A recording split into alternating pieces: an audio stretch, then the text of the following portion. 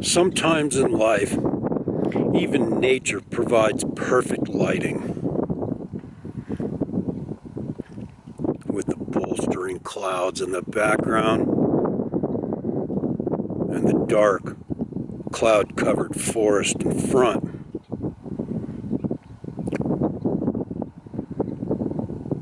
These two peaks are glaring out of an open space of blue sky.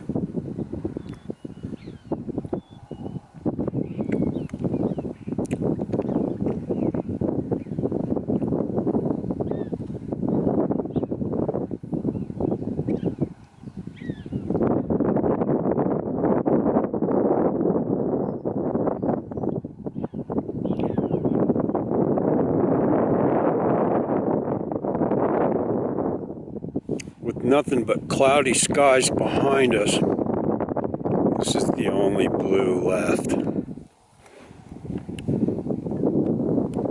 And that's the front, moving westward. The wind is to my back, and it's got a cold feel to it.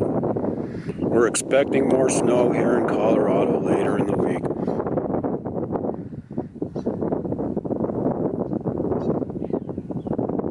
Winter is refusing to let go. This is the Mad Camera Guy,